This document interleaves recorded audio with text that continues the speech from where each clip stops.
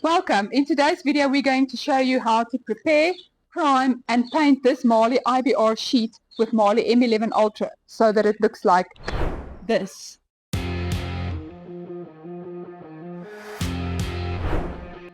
To paint our new galvanized sheet, we will use the following primer, paint, and tools.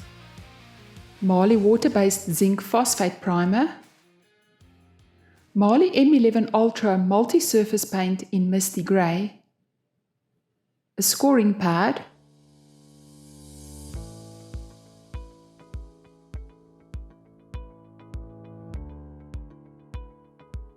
a paint mixer or paddle to ensure that all ingredients of the paint is well mixed. As with any paint, the ingredients often separate when the paint has been standing in the tin for a long time. Next up, block brushes to apply the paint. But I do want to mention that both our primer and M11 Ultra can be applied by means of spraying. Then clean paint trays and either a galvanized cleaner or a good general purpose cleaner. A drop sheet to catch any paint droplets. Here we used Marley's Econo undertile membrane as it is waterproof.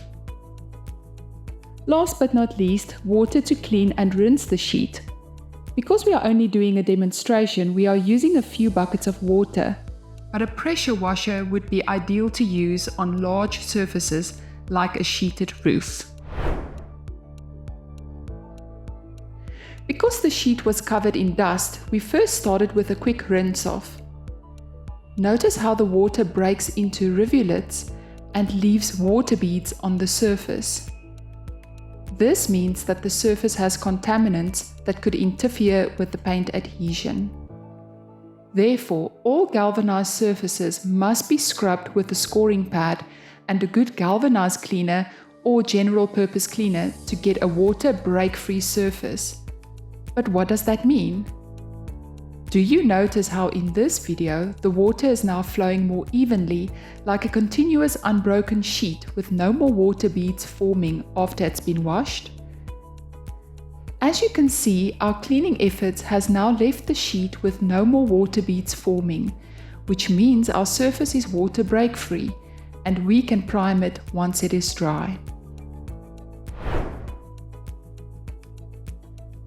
As a first step, we need to stir the primer to ensure everything is well mixed. Then pour the amount you need into the paint tray. Always wet the brushes before painting to ensure that the paint loads evenly onto the brush, taking care to squeeze out as much water so that you have a damp, not waterlogged brush. Don't overload the brush with paint. Load just enough for a few even strokes and don't press too hard on the brush. A lighter hand with even movement will create less visible brush strokes for a finer finish. In between coats, cover brushes to ensure that they do not dry out, and cover the paint tray as well to ensure that the paint does not form a skin or get soiled with debris. Once the first coat is on, leave the sheet to dry for 1 hour, whereafter you can check if it is touch dry. But we recommend a 4-hour drying time in between coats to ensure full drying. After 4 hours, our first coat was ready to receive the second coat. It was quite windy during painting and a lot of debris was blown onto the sheet, so we used a dry brush to wipe the surface to ensure that these little particles were removed before we started with the next coat. As you can see, our brush and tray was still fine and we proceeded with the final primer coat, leaving it again for 4 hours to dry.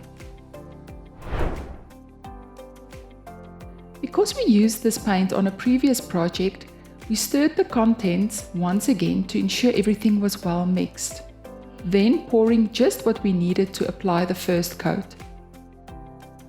And wetting a new brush once again for the top coat application. It is worth inspecting the sheet before painting to see if any spots were missed.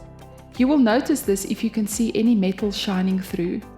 But our sheet was well covered, so we proceeded with the first paint coat. Once painted, we left it to dry for 4 hours. After the first coat dried, we could spot where some parts were not covered well, which just provides another good reason why a second coat is required to ensure full coverage. As we apply the second coat, notice how much lighter the wet paint is in color. Therefore, when choosing colors, always view them when they are completely dry. Okay, so now it's the next day and our sheet was complete with the full paint system being dry. We then proceeded with a basic tape rip test to check adhesion. As you can see, the paint did not lift. Next, we did a DIY cross-hatch test, scratching the surface with a sharp object, and then after a quick wipe, we stuck a new piece of tape over the surface, pressing down hard to ensure that the tape stuck well to the surface.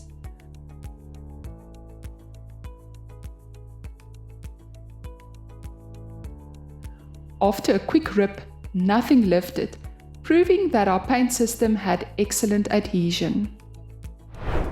That brings us to the end of our video.